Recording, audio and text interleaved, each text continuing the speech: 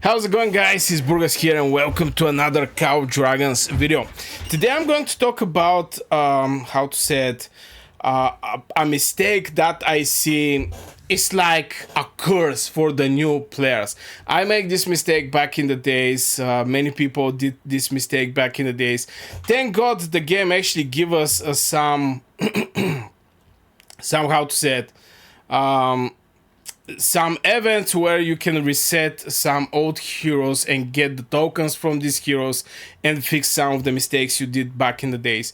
But here where I'm talking about the mistake where the people are focusing over different heroes and different legions.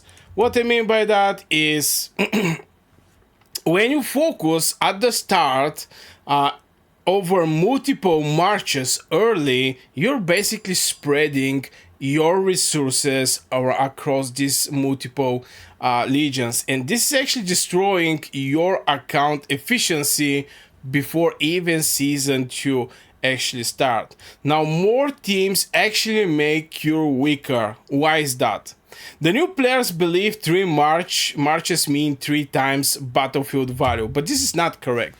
This is not correct, and here is the reason. Better have one very solid strong march that is doing crazy amount of damage from this to have like three average marches. Now why is that? First of all, for each of these legions you have to put sculptures, you have to put artifacts, pets, and tech for balance. For the balance, you know, those accounts to be balanced and to be competitive over the enemy legions. If the enemy is investing in the single legion, you're never going to be you're never going to be able to compete with your 3 average legions at the end of the day. And weak marches feed enemy merits faster than strong marches create battlefield pressure. So if somebody is having, let's say, okay, let's put aside Lilia because this is a hero that you basically have to buy. But if the enemy is having Quodir, which is going to be easy to be awakened because it's an epic one. If you start with League of Order, you're going to receive his heads and etc. It's just not that hard to be awakened, this hero. And with Velen. Now Velen benefit from Wodir because Wodir is applying this Hair Frost, so awakening of the Velen is going to do extra damage.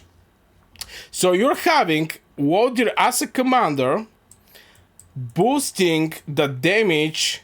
I mean, there is just having a skill talent tree is giving you a lot of advantage. That means hero skill damage here, hero skill damage here, critical rating here, and critical damage. And if you want to go, you can go for one of the epic talents. From there you can go with PvP, and this is going to be the smartest solution, going with PvP, getting more march speed, so you're going to be faster on the battlefield, getting more hero skill damage up to 5%, increasing the damage due by 1%, this including your normal attack and etc. But I'm not going to go that much in deep over the talent tree. Just what I'm trying to say right here is you're building the top legion. It can be the same with Lilia, basically. Just the Lilia is having peacekeeping, so you have to go with the magic tree, skill and magic tree, not skill and PvP talent tree. But still, you're going to have a very solid legion, Wodir with Velen. From there, everything in extra is going to just going to get boosted very hard. What I mean by that, going with Sapphire Farjurak, this is a pet that I'm trying to sell, so you know, don't roast me in the comments. So this is a Sapphire Farjurak intelligence. Now what is benefiting this plane boom? Maybe I should actually go and yeah. As you can see, determined by intelligence, each time you inflict Scorch Hair Frost, both Velen and Wodir is having Hair Frost to one enemy legion. Prime Bull deals more damage the next time it gets casted, so this is a great booster for your legion. But I can go over and over and over. This is not like a tutorial for Wodir and Velen. It's just that from there you can invest in one pet, not 3 pets. From here you can invest in 1 artifact, not 3 artifacts. And you can, for example, maybe which in the season 1 was Infernal Flame, which is Lilia artifact. To be fair, this is exactly for Lilia artifact. But still, you can make this artifact level 3 if you have Lilia, for example, and make this artifact level 3. From this to have 3 other artifacts level 1. Now the next level is not going to be something crazy, but you're going to go from 101.1k up to 1.6k. This is like 50%, close to 50% increasing the damage factor of each hit, plus getting extra 21% magic attack bonus, which is like extra 6%. It's not something crazy. When you inflict a Scorch, you're going to get this magic keen. And all this type of things is just you're getting 1 legion with more strong artifact, with more strong pet, which system we actually missing here. The legions is going to be awakened, most likely, or at least you're going to be something like 5-5-5-1, not like 5-1-1-1, having like three legions like this. And especially in the season 1, if you go with mages, you definitely need to go with a single legion, because if you go with multiple legions, the enemy legions is going to eat you alive. One very solid Wodir with Velen can make can actually break like 3 not well developed legions at the end of the day. Now I know all the heroes are looking shiny and etc., but yeah, you have to be careful. The other thing is hero stars become also resource trap. Now I didn't actually talk about the hero stars, but here is the thing.